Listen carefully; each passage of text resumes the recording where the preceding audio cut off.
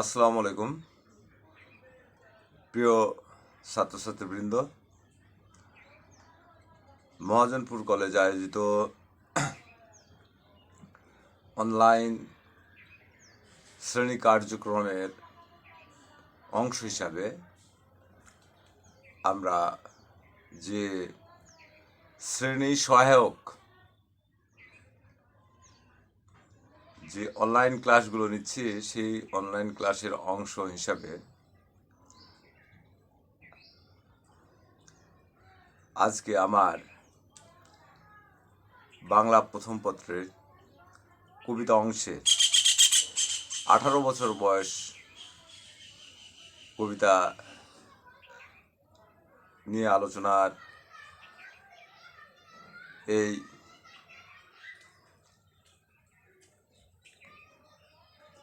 বিষয়ে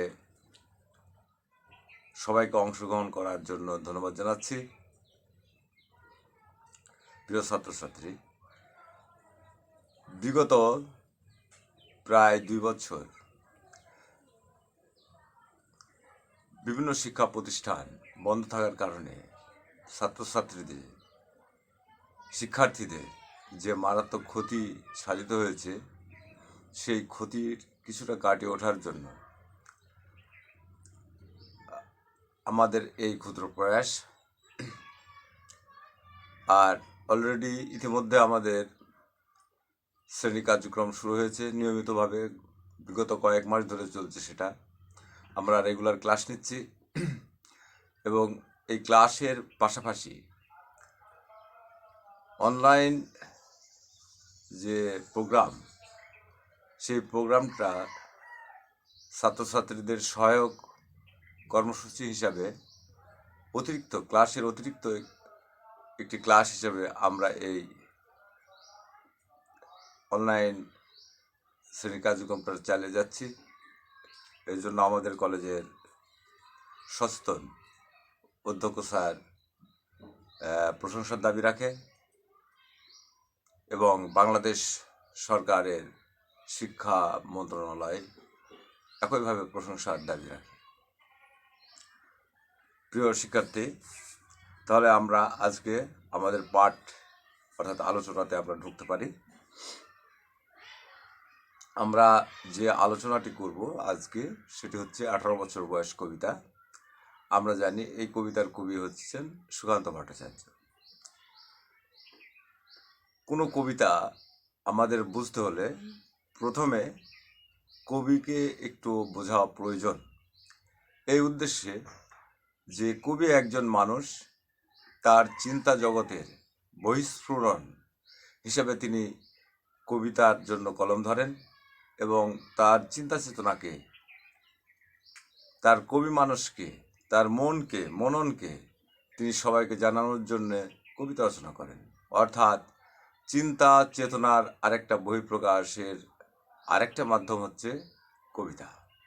এই জন্য কবিকে জানলে বা জানতে পারলে বা জানার চেষ্টা করলে, জানা হলে আমাদের কবিতাটি বোঝার ক্ষেত্রে অনেক সুবিধা হয়। সেজন্য আমি সুকান্ত ভট্টাচার্য সম্পর্কে সংক্ষিপ্ত আলোচনা কবিতাটি শুরু করার আগে আমি আলোচনা করছি। সুকান্ত ভট্টাচার্য মূলত একজন কিশোর কবি। কিশোরী অর্থে যে সুকান্ত ভট্টাচার্য 1926 সালে জন্মগ্রহণ করেন এবং 1947 সালে তিনি মৃত্যুবরণ করেন। অর্থাৎ আমরা দেখছি 1926 সালে জন্ম আর 1947 সালে তার মহাপ্রয়াণ। এখানে আমরা 1947 থেকে 1926 বাদ দিলে আমরা পাই 21 বছর।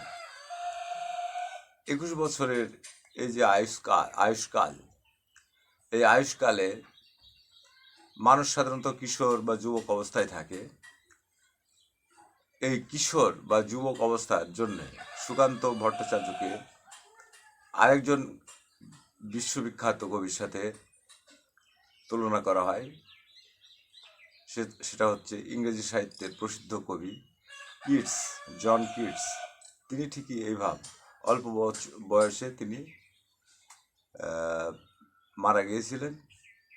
এবং কাকতালীয় হলে বিষয়টি খুবই সুন্দর সাদৃশ্যপূর্ণ যে সুকান্ত ভট্টাচার্য যে রোগে মারা গিয়েছিলেন, জন কিটস একই রোগে মারা গিয়েছিলেন। তারা দুইজনে যক্ষা রোগে আক্রান্ত হয়ে মারা গিয়েছিলেন। তো প্রিয় শিক্ষার্থী, আমরা এটা কবির জীবনী সম্পর্কে, ব্যক্তিগত জীবন সম্পর্কে আলোচনা করলাম। আমরা কবি মানুষ সম্পর্কে আলোচনা করতে হলে আমাদের দেখতে হবে যে সুকান্ত ভট্টাচার্য উনি কি চেতনা ধারণ বহন করে চলতেন। আমরা যদি তার জীবনী বিশ্লেষণ করি তাহলে আমরা দেখব যে তিনি মূলত একজন প্রগতিশীল সমাজতান্ত্রিক চেতনার ধারক বাহক ছিলেন এবং সক্রিয়ভাবে এই সমাজতান্ত্রিক বা সাম্যবাদী চেতনার যে সংগঠন তৎকালীন ভারতবর্ষে ছিল,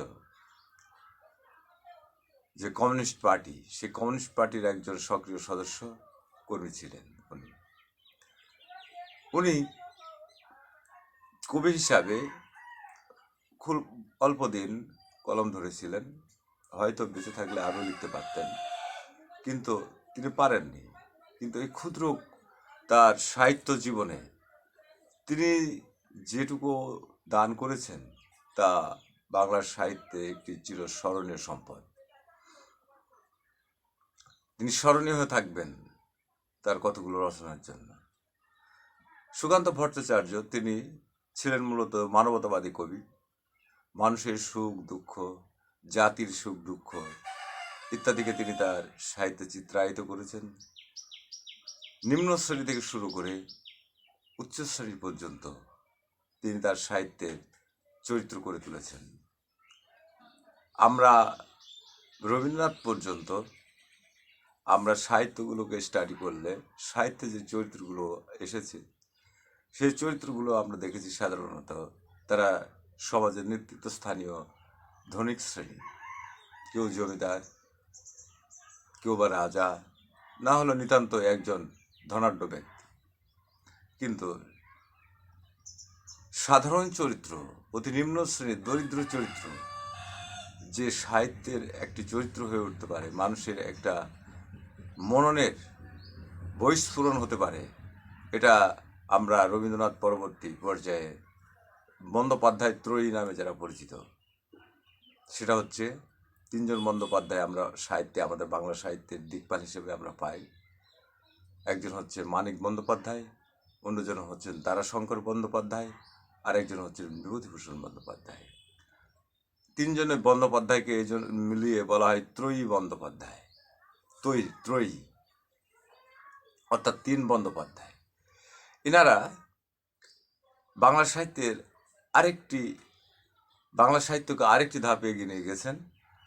এর পূর্বে ইনাদের পূর্বে আমরা দেখিনি যে সাহিত্যের চরিত্র একটা সাধারণ খেটে খাওয়া মজুর, একটা শ্রমিক, একজন হচ্ছে জেলে, একজন কুমোর, একজন হচ্ছে কাহার, যারা পূর্বে হচ্ছে পালকি বহন করত। এই কাহাররা যে মানুষের যে সাহিত্যের একটা চরিত্র হয়ে উঠতে পারে, এটা আমরা কিন্তু রবীন্দ্রনাথ পূর্ববর্তী সাহিত্যে দেখিনি।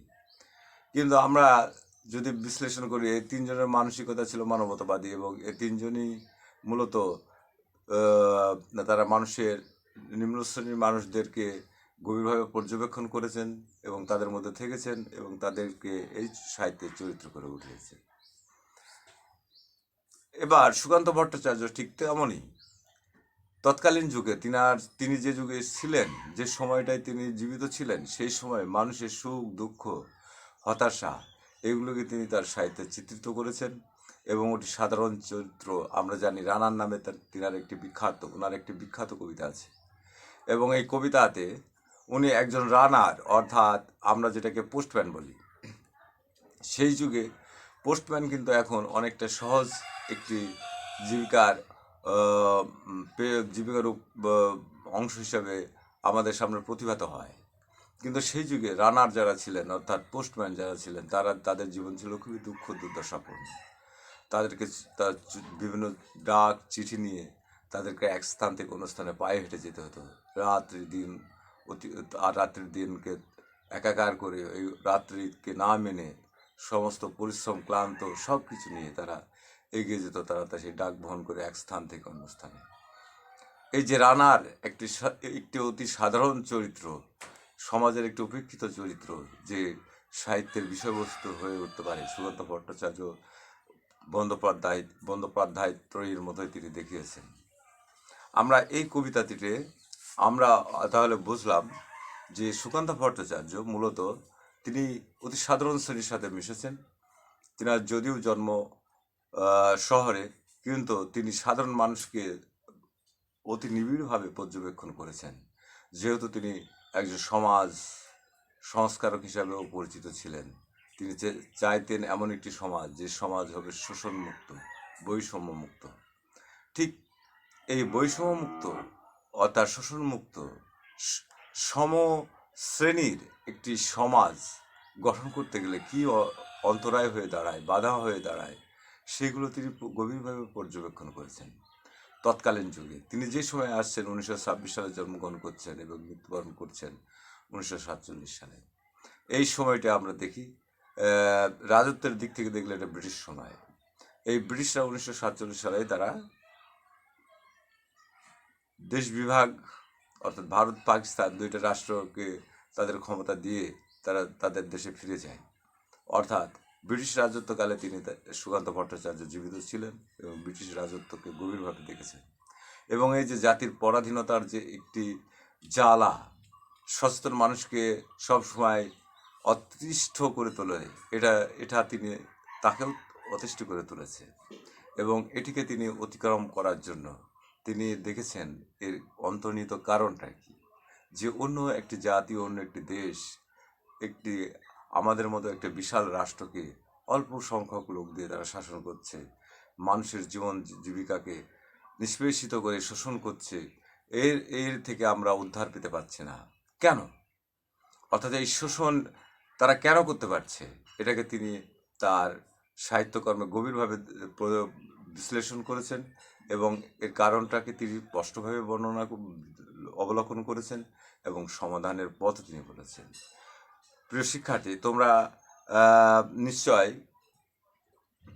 সুকান্ত ভট্টাচার্যের সাহিত্য মানসিকতা, কবি মানুষ সম্পর্কে একটু ধারণা পেলে এবং এ বিষয়ে তোমরা আরও স্পষ্টভাবে বিস্তারিতভাবে তোমরা সুকান্ত ভট্টাচার্যের জীবনী এবং সাহিত্যের উপর যে আলোচনাগুলো আছে বিভিন্ন বই, সেগুলো তোমরা যদি পাঠ করো বা পড়াশোনা করো তার উপরে, তাহলে সুকান্ত ভট্টাচার্যের সম্পর্কে আরও বিস্তারিত জানতে পারবে, এটা আমি আশা করি। তাহলে আমরা দেখলাম যে সুকান্ত ভট্টাচার্য ছিলেন মূলত একজন সমাজ সচেতন। তিনি সমাজ পরিবর্তন করতে চেয়েছিলেন। তৎকালীন যে ভারতীয় সমাজ, যে সমাজে হিন্দু মুসলমান সমস্ত জাতি একসাথে বাস করে, কিন্তু জনসংখ্যার দিক থেকে অনেক বেশি, কিন্তু অল্প সংখ্যক ব্রিটিশরা তাদেরকে শাসন করে, শোষণ করে, অত্যাচার করে, কিন্তু সে জাতি সেখান থেকে বাইর হয়ে আসতে পারছে না। কেন বাইর হয়ে আসতে পারছে না, এর কারণ তিনি তার সাহিত্যকর্মে তিনি অনুসন্ধান করেছেন এবং সেগুলোকে একজন চিকিৎসক হিসাবে, সমাজ চিকিৎসক হিসাবে তিনি সে রেমেডি অর্থাৎ সে মুক্তির উপায়ও তিনি বলেছেন তার বিভিন্ন রচনাতে। আমরা যে 18 বছর কবিতাটি পড়ব, আমরা এর ভিতরে সেই চেতনার বহিঃস্ফোরণ খুঁজে পাব। প্রিয় শিক্ষার্থী, তোমরা গভীর মনোযোগ সহকারে এই আলোচনাটি শুনবে এবং এটি তোমাদের কবিতাটি বুঝতে আরও সহজ হবে বলে আমি আশা রাখছি। আমরা এই কবিতাটি আলোচনা করব, কিন্তু আলোচনার পূর্বে আমরা সামান্য হলেও কবি সম্পর্কে কিছু ধারণা পেলাম। আর এই ধারণাতে আমরা এই চিন্তাকে, সুকান্ত ভট্টাচার্যের এই চিন্তাকে আমরা মনে ধারণ করে আমরা কবিতাটি পড়লে আমাদের কবিতাটি বোঝার ক্ষেত্রে আরও সহজতর হবে, বোঝার ক্ষেত্রে আমরা আরও সহজ পদ্ধতি পাব। এবং এটি শুধু বুঝলে হবে না, বুঝে আমাদের সুকান্ত ভট্টাচার্য যেটা চেয়েছেন, অর্থাৎ বুঝে শুধু মাথার মধ্যে বা ব্রেনের মধ্যে তথ্য হিসাবে রাখলে হবে না, এই তথ্যটাকে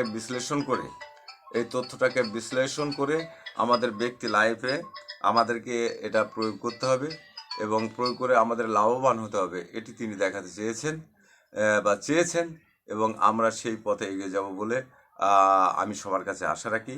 এই বলে আমার আজকের মতো যে অনলাইন ক্লাস সেটা শেষ করছি। আমি আগামী ক্লাসে 18 বছর বয়স মূল কবিতাটিতে প্রবেশ করব এবং আলোচনা করব এবং এই ক্ষেত্রে তোমরা অংশগ্রহণ করবে বলে আমি আশা রাখি। এই বলে আমি সবাইকে বিদায় জানিয়ে সবার সুস্বাস্থ্য কামনা করে করোনা ভাইরাসোত্তর জীবনযাপন, সুস্থ জীবনযাপনের সবাইকে আশা জাগিয়ে আমি আজকের মতো আমার অনলাইন ক্লাস শেষ করছি। ধন্যবাদ।